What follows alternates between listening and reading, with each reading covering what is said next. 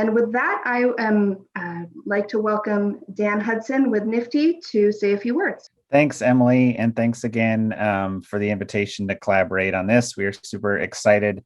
All of these filmmakers, please do check out their shorts, which are available in a showcase package, as Emily said, available on demand now through next Sunday. We are super excited to be here. This is really an exciting weekend for NFFTY because also happening this weekend, we just opened our call for entries for our 15th edition, which is going to be April 28th through May 1st, 2022.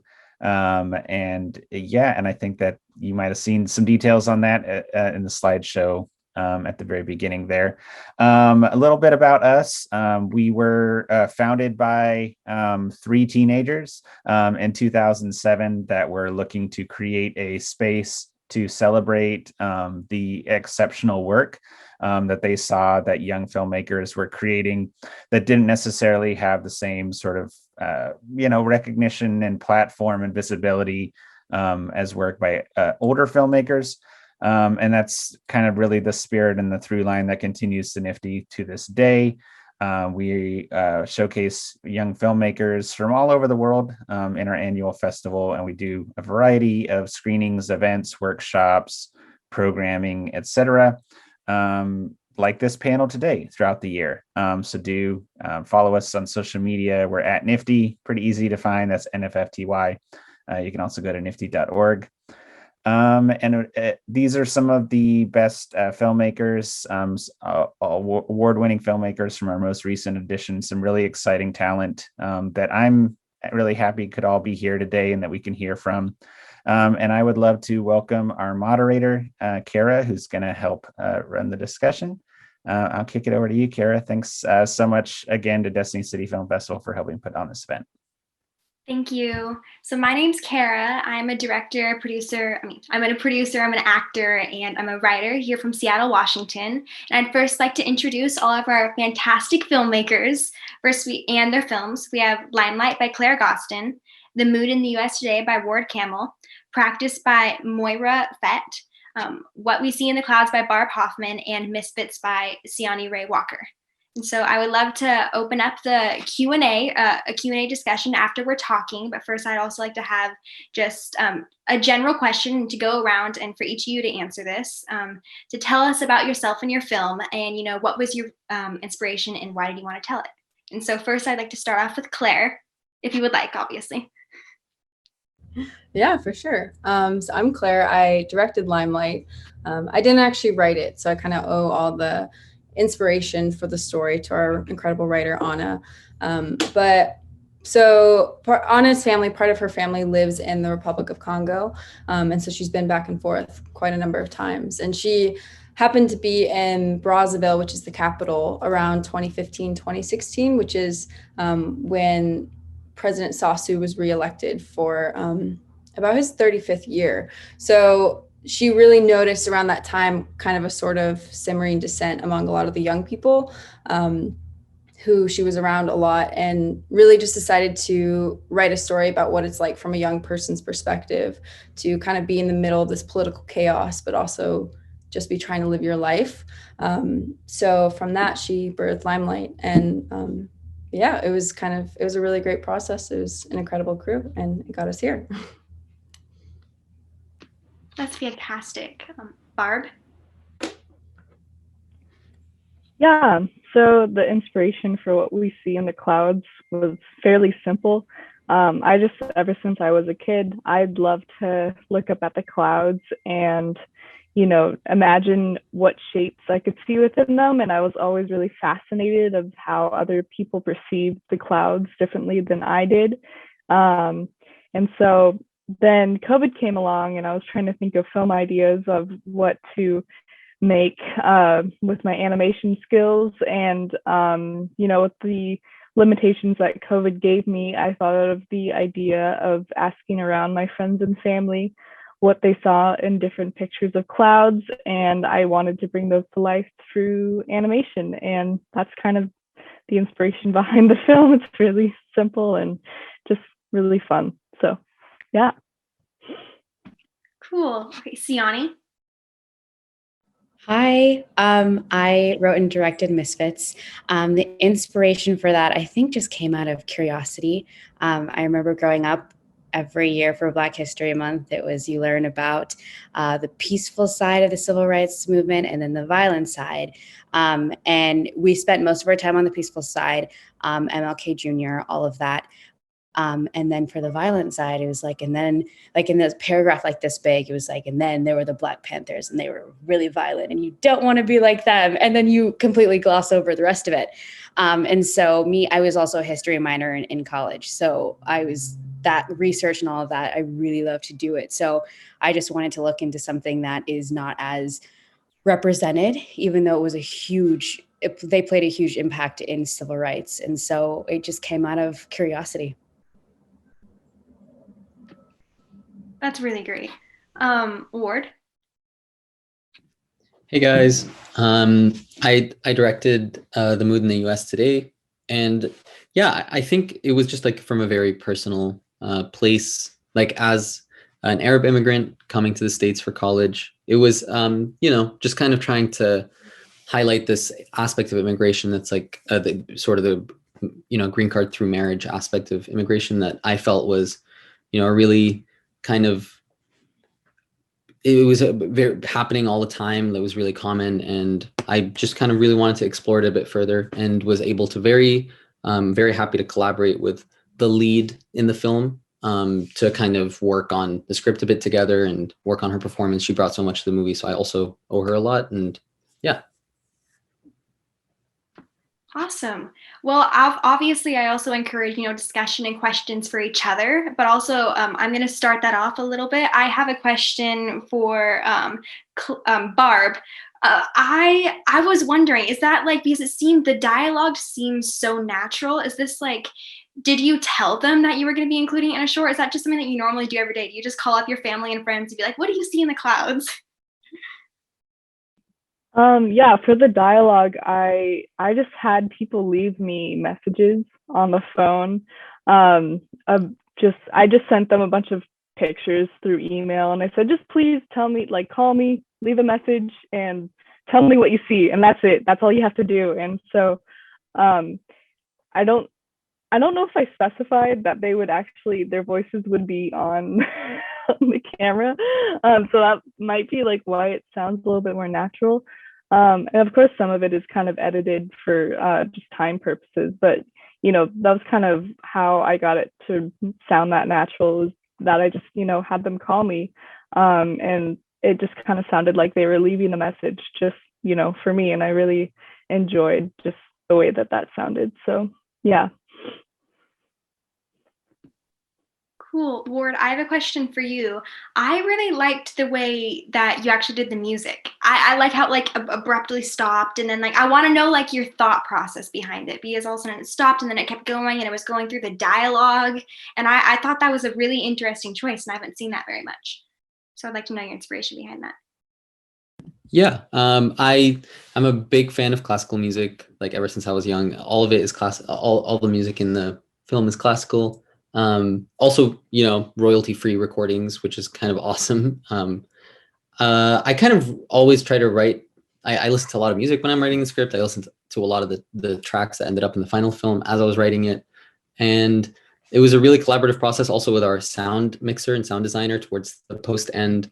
But yeah, I don't know. It felt like a great way to externalize obviously what's going on screen and what's going on in the minds of the characters. But totally something that I felt like was happening throughout the writing process. So even before we shot it. So that was kind of a fun experience. Anyone can jump in now. Is there anything, throughout the process that you had originally in the script and that it changed and that was a strange experience and the process, or any growth that was something that jumped out?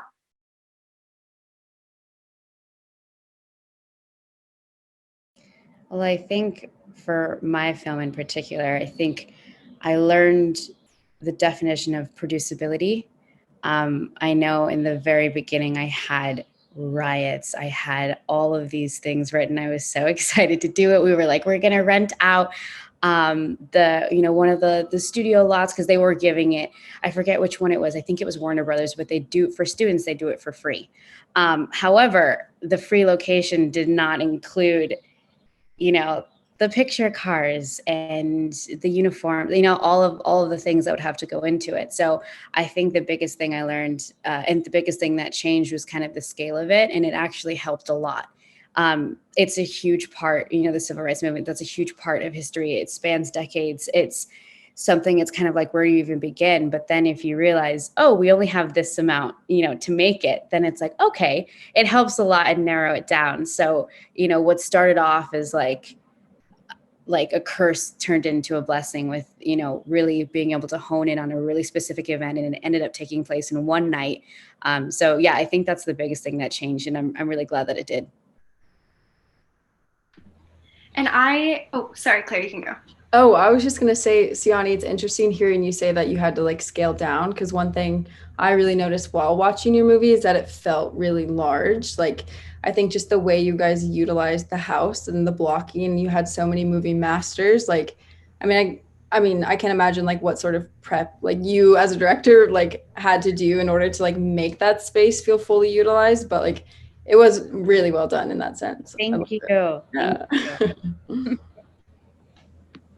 Yeah, so you said earlier in your introduction that you saw like in the history books about the Black Panthers, like during Black History Month and everything like that. There was that one scene right before the monologue with that silence, and I thought that silence was so powerful. I loved that. Is there one scene that, because I know you got the inspiration from, history books, Black History Month or things like that. Is there that one scene that kind of spoke to you and said that I want to include this in the story that I tell? Because there were many great parts about that film. Thank you. I think as far as inspiration goes, I remember in one of my classes, we had to watch Fruitvale Station. And it's one of the most incredible films I've ever seen. But there's that scene after, I don't want to spoil anything, but there's a death. And that's all I'll say for those who haven't seen it. And it was complete silence after for a long time. And everyone I remember in the theater was crying, and all you heard was like the silence from the film and then a bunch of sniffles in the audience. And I know that that's not what was achieved in mine, and it was used for something else, but I saw that and I was like, oh wow, silence is powerful. So I kind of use that. And yeah, so that's definitely a scene that I wanted to kind of emulate. I loved it. So for Claire, so your one, and I don't know like if I should spoil this, but there's this writing on the wall, and it says obedience equals peace, and that was I thought really powerful as well, like compared to the silence, and those are like the things that stuck out to me in some of your films. Can you talk more about the significance of that for your film? Yeah, I think for Bria, she's been taught to be obedient in so many different aspects of her life, through her father, who's a super strict political man, and she attends a French school, so it's very rigorous and very intense. And so I think throughout the entire story, she's kind of trying to find her own voice and kind of trying to break through this obedience that she's been taught. So a moment that we were really trying to emphasize with the wall is when Luke comes in and he literally washes the words off the wall. That's kind of, for her, a significant moment because someone's really starting to break through and, encourage her to find her own voice and her own path. And by the end of the movie, of course, she doesn't necessarily choose to fight, although we imagine that, she took a huge step, which was defying her father, but kind of, we hope that, and down the road, she will, find her own voice in kind of this revolution in her own Bria way. But so, yeah, those words are huge for us, and obedience equals peace. There was all, like, I noticed when I was watching them, there was all some sort of form of like oppression or breaking free or freedom in most of the films. I thought that was really interesting. And you guys can all start bouncing back and forth if you'd like, but who inspires you as a director or a filmmaker? Because there were definitely similarities. And this is for anyone.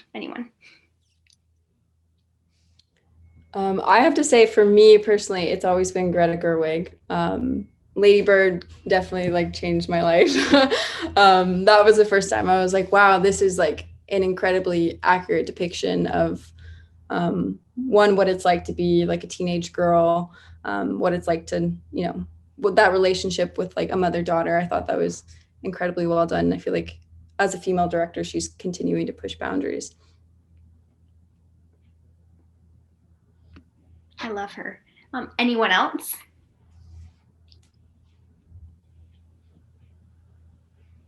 I guess for me, my inspiration for my film, I would say, doesn't come from any bigger director, but actually more so smaller artists that I find on social media.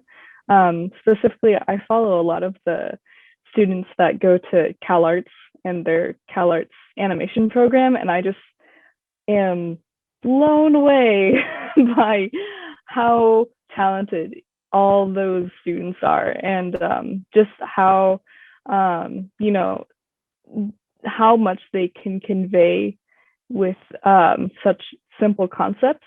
And so I guess for this film, just being inspired by other artists in general, you know, I guess one of my goals is to always figure out how to convey the most amount of message with the least amount of material, or, you know, I guess effort, but maybe not so much effort, just, you know, in terms of drawing the least amount of lines. So I don't know. So yeah, that's my answer. I think the director that inspires me the most is Cary Fukunaga.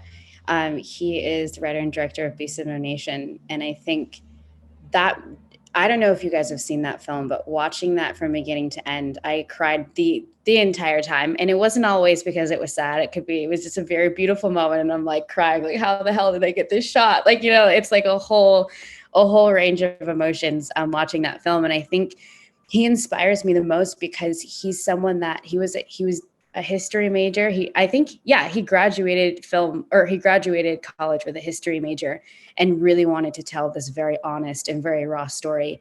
And he did it. He pulled it off. And that is the most inspiring thing, of just really wanting to tell something that was true, not something flashy, not something, you know, which those things are fine too. I like Transformers, but, you know, him telling a story like that really just makes me super excited, because those are the type of stories that I want to tell. So seeing directors be successful in doing that is just something super inspiring. So he's always going to be my favorite. I think for me, Asghar Farhadi is like a big inspiration, separation director. And Lynn Ramsey, even though like I probably would never be able to do anything like the work that she makes, but she's kind of like a freaking mastermind. But yeah. That's cool. That's cool. Do you think there is an advantage of being a young filmmaker that you've noticed, or like maybe talk about how long you've been doing it? I think that could also be really advantageous.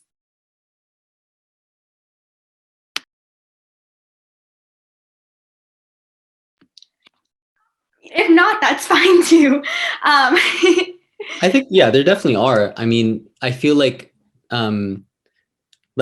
bouncing off of Ciani's point, it's like when you have those limitations, like you're able to like learn the craft so much better that, you know, you can do a period piece without any picture cars or any extravagant outfits. And I think that comes with maybe being a young filmmaker, is like having so many limitations that you're able to wade through the like technicals of the craft. I think probably like it's kind of a boot camp, but also I guess culturally just being a bit more, and then again off of like Claire's point, just like representing certain relationships or dynamics or things that you feel like you might be the one that's like the best in touch with. I don't know if anyone agrees or disagrees. Yeah, I think it's when you talk about kind of like resources and stuff, I think like, especially if you go through film school, you're kind of like, you consistently hear like, no, you can't do that. No, that's not feasible. And like, while that sucks in the moment, like you really do have to learn to adapt and make your movie with limited resources. But yeah, I also think, I mean, I think people are always looking for young filmmakers. I think one, because we have fresh perspectives, but I think we're also a little more malleable and, we're, more open to collaboration, I think, than people who have been in the industry for a really long time and have kind of established themselves in their type of work. So I think it's really exciting because people want to hear young filmmaker voices. And, but yeah. I think too, going off of all those points, there's also just a whole side of freedom in being super young and doing that, because we don't really have our careers at stake. It's not like, oh, if I put this out and it doesn't go well, like that's it for me. It's like nobody knows who we are yet. We can do whatever we want and just try things. And I think that's been really fun. And just like, oh, I wonder, how this is going to go. And you can actually go and do it. And if it doesn't work, who cares? And if it does, you have something great that you can go off of.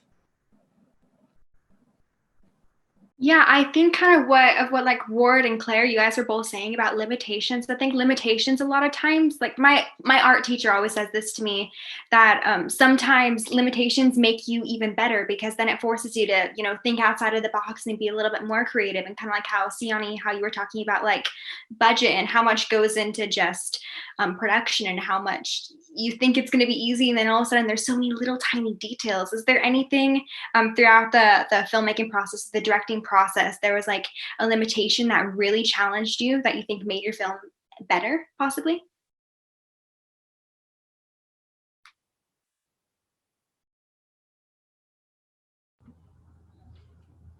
I think for Limelight, it was really interesting because we were really tied to our locations. Like we had to be really specific where we were shooting. And I think because we knew it was so important that we had to, have an authentic representation, our production designers especially had to be like incredibly flexible and incredibly, resourceful with the money that they had. So that was a huge learning lesson of kind of, I guess, what sort of locations can you find, what sort of like spaces exist, and then how can you use the money that you have to enhance them to the best of your ability. But yeah, it's definitely tough when you don't have money, but I think, we learned a lot from it. I think something that was especially challenging on our film is that the schedule was just crazy tight. And I think that's something we can probably all relate to, even speaking to Barb's point about like, learning how to tell a story, or maybe how to even like shoot a scene with as few shots as possible, or doing it in the like most efficient shots. That's something that's probably going to carry forward like forever. And I don't think you're ever going to get to a point in your career where you're like, wow, I think I have too much time to shoot this scene. But definitely like learning how to get to the meat of something, coming in late, getting out early, like those kinds of very basic lessons were a little bit like ingrained on this shoot, because we shot it in like 2 days. And, I think definitely could have used a week, but that's always how it is. I'll say real quick, limitation that actually turned out to be kind of a benefit in my case. I was a bit bummed that I couldn't, talk to my family and friends in person, like we all are. But, especially for this film, because it was strongly, audio based. I wanted to get in-person audio of my friends and family. And then I thought of the idea, I'll have them leave a voicemail for me. And then actually, I feel like it ended up being a much more, intimate kind of detail of the film. So I think it actually turned out to be a benefit that I had my friends and family call me, and I'm kind of glad that I didn't, it kind of gave just a unique spin to the film. So yeah, limitations can sometimes be a benefit. So. Do you have any advice for any young filmmakers? I think, as cheesy as it sounds, just do it. I remember there were a lot of times that I was like, this film can't happen. I didn't have the money to rent anything until a month before I shot. And so throughout all of pre-production, I was pitching this like, yeah, we're going to do this and we're going to do this and we're going to do this. And then it was like, well, okay, it's getting close, to start paying for things. And I was like, 1 second, working on it. So I would say things, as you guys can probably all attest, there was probably a moment or two where you just thought your movies weren't going to happen. And, there's always those catastrophes that happen right before, but it tends to work itself out, I promise. And like we were also talking about limitations, those end up helping you. So there are always things that are going to go wrong, always things that are not going to go as according to plan, but make the movie. I think that is the biggest takeaway.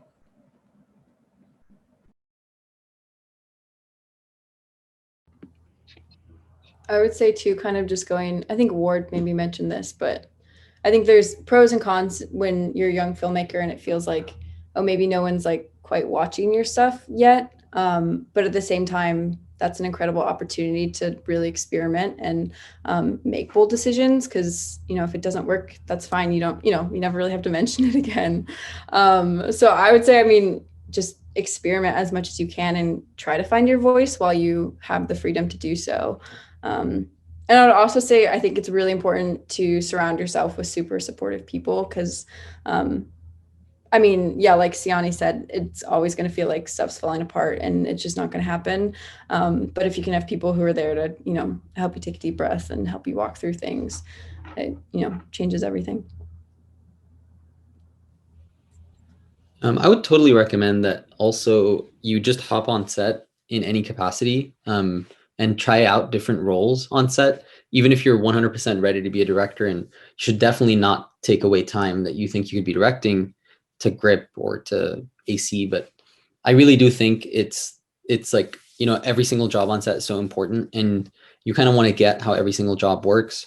Definitely try producing occasionally. That's like gives you a really good, if you're, I think that like, I guess to Ciani's point, like understanding like what it takes to produce something is going to make you such a better director. So just doing the full, just boom once, try out, ACing occasionally. I think it's helpful.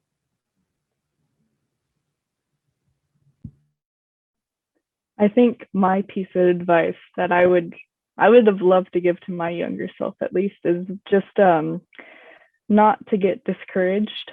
I think it's really easy in this industry for a lot of people to tell you no, or a lot of people to give you the advice that, oh, it's probably not going to work out.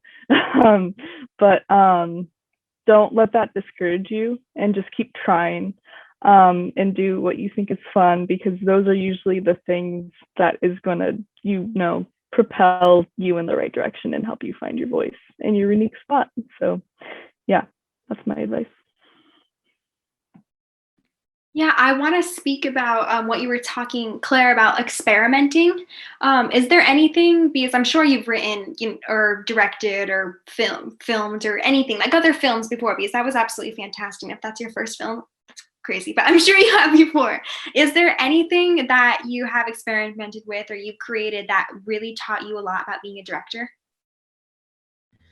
Yeah, it's really interesting because so I made Limelight my last year at USC, but kind of every year before that, looking back, I can very much like see my growth. I'm not super happy with anything that I made before, but like I learned so much just by doing it. I would say probably one of the biggest learning experiences was we have to make like a junior thesis film during our third year where it's just you and then two other trio mates, and you make a 3 to 5 minute movie together. And it was really intense because your crew is so small, you end up doing a lot more than just writing, directing, if it's your project that's going into production. So kind of, to Ward's point, like during that the junior thesis process, I had a hand in producing, I had a hand in camera. And even though I was the writer director, it was so valuable to learn what other people were doing, so you know how to communicate with them in the future. So I think even all the films that I've made at USC prior to Limelight, even though I wasn't necessarily super happy with them, I was really mostly learning how to communicate with other department heads. And I think that is super beneficial if you're looking to direct. So we have some Q&As coming in, which is fun. We have one from Chris, and he asks, do you prefer to write your own scripts, or would you prefer to shoot scripts written by other writers?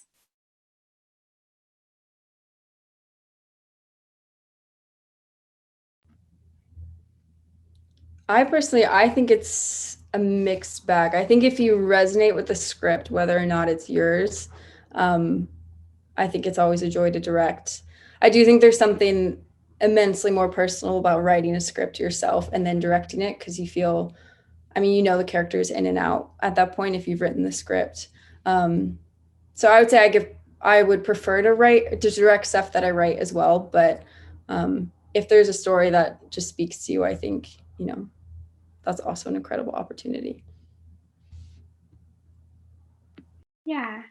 He also has another one. He asks, if you're a visual person, is it a challenge to work with cinematographers that have their own vision? I think that's a good question, because I think a lot of times, your visions may vary.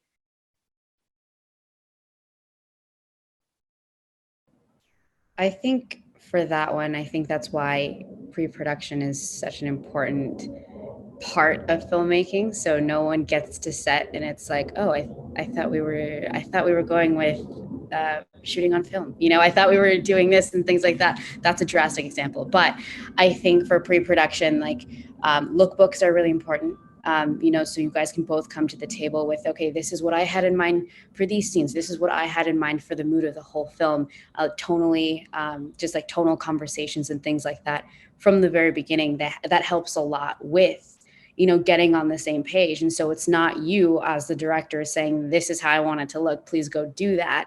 It's saying, here's what I have in mind, but what do you have in mind? And usually when you collaborate with another department head, you end up with something amazing, because you're not the cinematographer, and there's a reason for that, and they have amazing ideas that they can bring into the story. So I think collaboration is the biggest thing, and also just really being open with communication so that it ends up running smoothly. I think collaboration is very important. We have one from Ambrielle. I don't know if I pronounced that correctly, but that's okay, because she says, what future projects can we look forward to from everyone?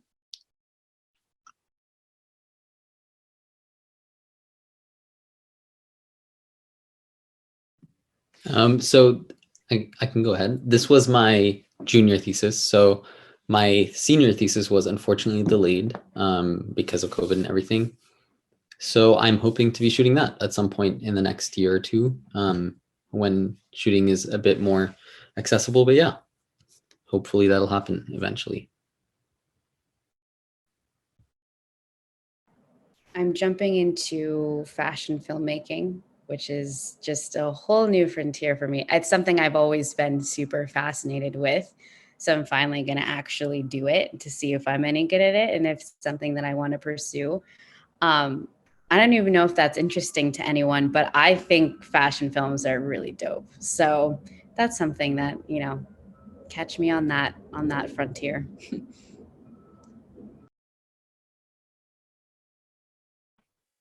I guess for me, my project pipeline at the moment is music videos, and more specifically animated music videos, because that's kind of what we were talking about is the most feasible for a lot of bands right now, is doing short animated works. And I have one that I just finished recently that's coming out March 5th.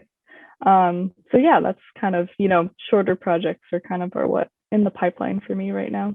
So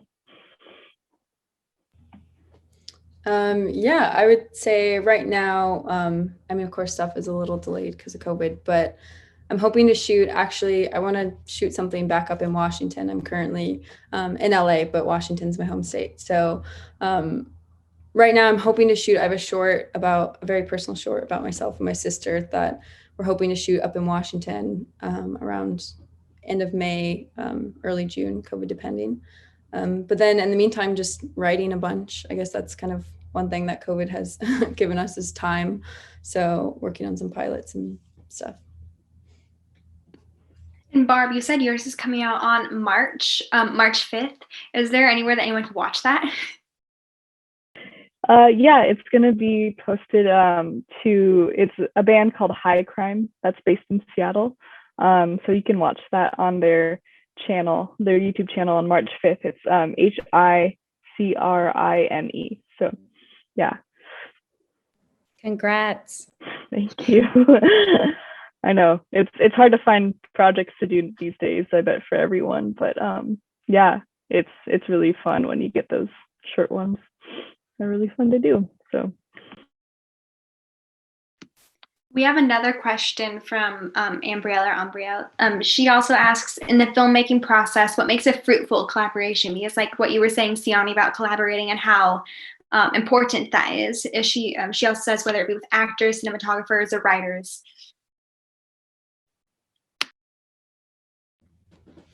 I would say just being, if you're the director, just being, acknowledging that you don't know everything and that these people are here to help you, and you're there to utilize their talents. So I think just welcoming that and really opening conversation. I think it's also with actors, I think it's really cool because they're such a great resource for so many different departments. But I think, asking actors like, oh, what do you feel like your character would wear in this scene? Or like, what do you think your room looks like? I think, questions are huge for any department, and for actors, just really facilitating conversation that way.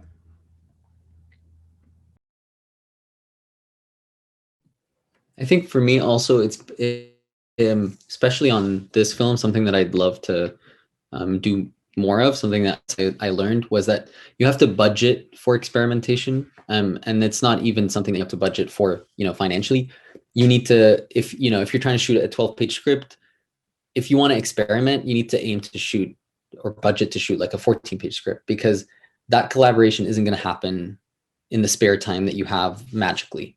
You have to kind of really like know that if you want to give everyone the space to try something that beyond the things that you want to try, if you want to give the DP the space to try something, then you need to make sure that she has the time, everyone's ready for it, everyone knows that it's about to happen. So definitely, like, I think so much collaboration can come in the unplanned experimentation on set, but that's something that you kind of need to prep for in a weird way.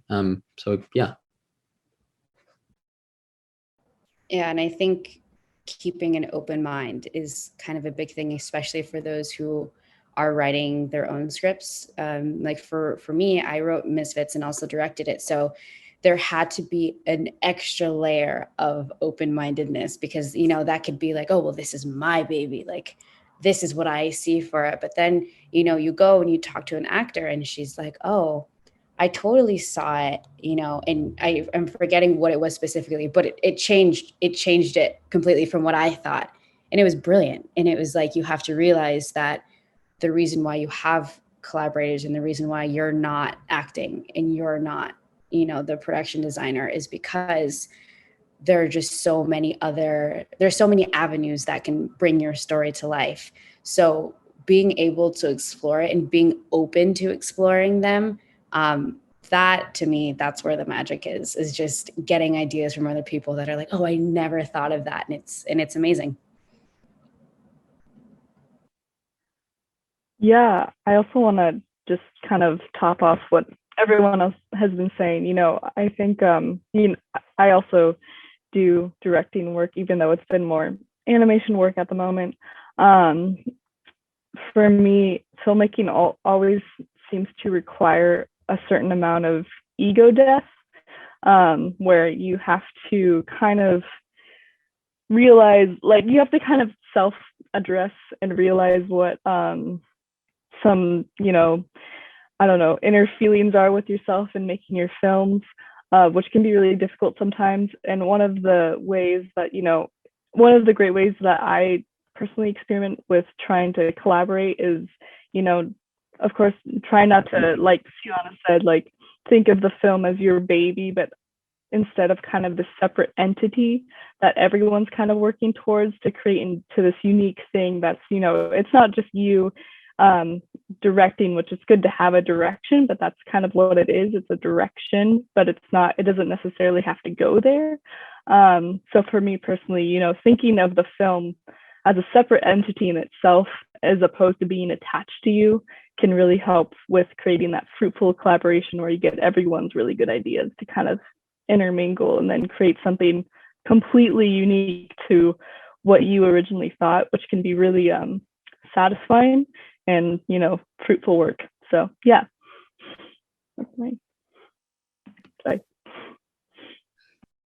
And I've heard a lot of you talk all about pre-production and how important that is. Is that your favorite part of the filmmaking process, or would you rather be on set actually directing? Because I know that's also hard now with COVID and everything.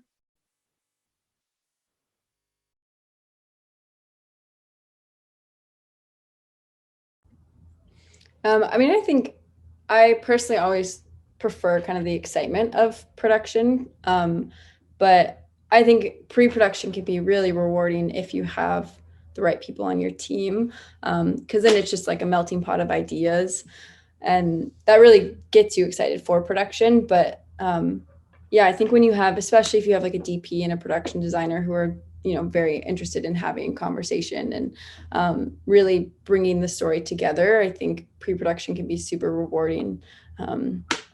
But for me, I think it's really cool to see it, all that pre-production pay off in production. But yeah.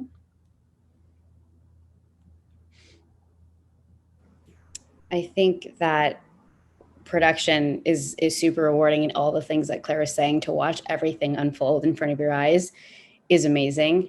I happen to just be super into pre-production. I think because having the history minor, I really like to research things, and that's where to me, that's where I learn the most, is when I am researching something, looking up, you know, what happened in this time period and things. And then of course goes for a period piece, but I mean, you research everything, but that, and also that's, you know, the rehearsal process is my favorite process. Just going through with actors and seeing just their raw instincts, you know, to that. And there's a lot of magic that happens on set, but I think in that pre-production, when you can spend 3 hours talking about the upbringing of a character, there is nothing like that. And so I will always fight for as much pre-production time as I could possibly have.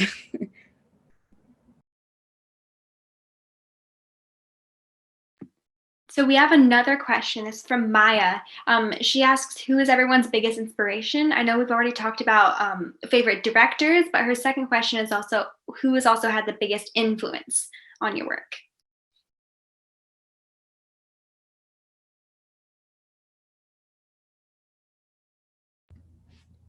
This is, I guess, a little more general, but I would say I'm heavily influenced by my peers. So like while I was at school, I mean, I'm surrounded by, we had like a 50-person cohort, and everyone's just making stuff constantly. And it's very easy to feel like, oh, you're in competition with them. But when you let that go and you're able to kind of just, you know, take it as a learning experience, it's really cool to observe what other people are doing and see how hard they're working. And yeah, so I would say my peers have definitely been my biggest inspiration and have pushed me quite a bit.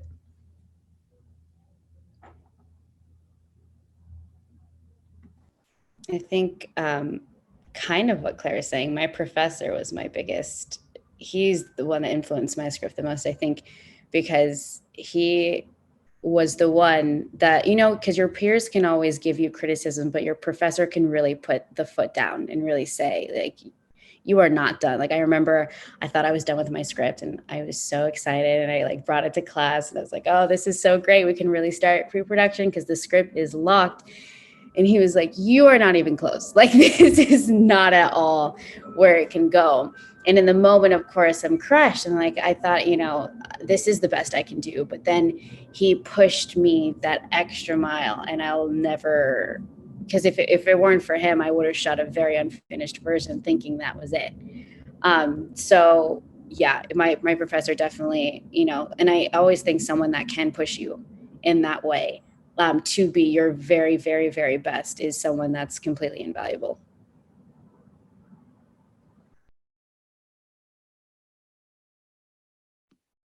So we have another question. It's from Chris again. He's asked, how important is sound in your productions?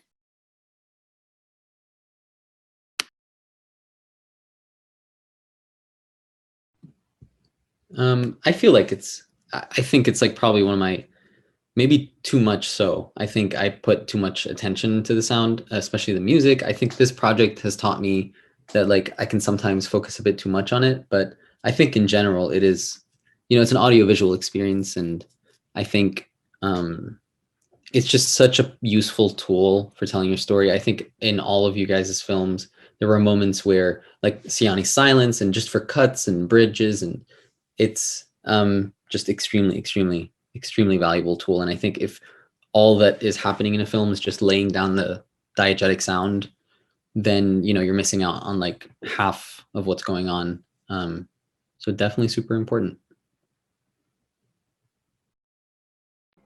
I feel like sound is really make or break for a film. I think, we can shoot on iPhones and have an amazing film, and not bagging on that, because that is a great image quality. But, just for example's sake, you can get away with not the best location. You can get away with a lot, but if your sound is not great, it immediately turns the audience off, and it'll either label, oh, that's a student film. Oh, that's, it takes away, I think, from the experience. So I think sound is super important, and it's really fun, like, to get into. As I'm saying this, there are dogs barking in the background of my neighbors. But anyways, yeah. So I think sound, I'm going to get off, but sound is really important for a film, and I think it's totally make or break. I know for Limelight, I always kind of looked at it as like there was like a before and an after. And then when our sound designers came in and they did their work and they put in all the backgrounds and everything, that was the after, and that was a completely different version of the film. And probably the first time I actually saw it really come together. Because for our sound designers, I mean, they did so much research about what sort of birds should we be hearing, where in the city are we currently in Brazzaville, and are we close to a street, and what sort of cars are they driving, and like so many small details that at the time seemed very very like lower on the kind of the priorities of things to be thinking about, but really brought authenticity to the film, and made it sell that we were in a different country. And so I think, sound design is honestly heavily underrated. I think a lot of people don't give it the credit that it deserves, but it really changes the movie entirely. I like you've talked about research twice now, and I think that's really important. But then you also said that later on you want to do a film about you and your sister. Do you think you still have to do research when it's about a film that's not entirely about you, or if there is still a film that is about you? I think it definitely differs. I think especially when it's, a personal film, I think it's a different type of research. It's kind of, a deeper dive into your own motivations. It's definitely, in a lot more of the research, I guess, when I'm writing about myself and my family comes from like, asking my family questions and asking myself questions. But when it's about people who are not me, it's about seeking out larger resources. So it's definitely different, but I think every sort of script that you write involves some sort of research. And there's one last Q&A, and then I think that we will have to stop because it's almost 3. Ambrielle, she asks then again, is there any exciting trends and new opportunities in the industry that you feel are beneficial for independent filmmakers?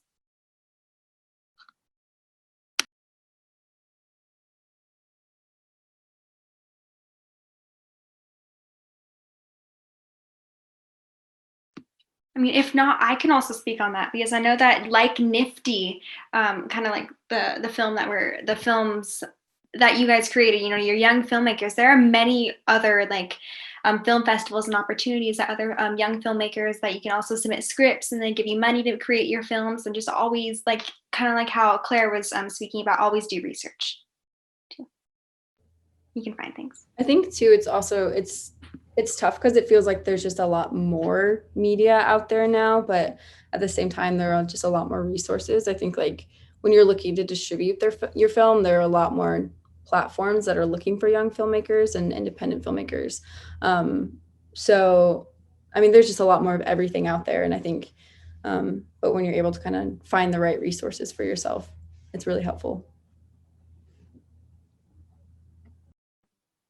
Yeah, I'll also speak. NFFTY is a really great resource for a lot of a lot of like what you said, like competitions or, just like awards and stuff like that.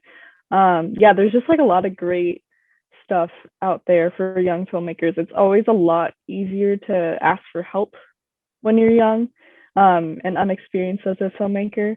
I've found, I guess I'm still young, but I don't know, when you're younger. And yeah, it's just make sure you take those opportunities. I mean, and also like if you're a female filmmaker or, a person of color, like there's a lot of opportunities that are, for like specific types of filmmakers as well. So yeah, just make sure, do your research and feel free to reach out to people, and always take advantage of that that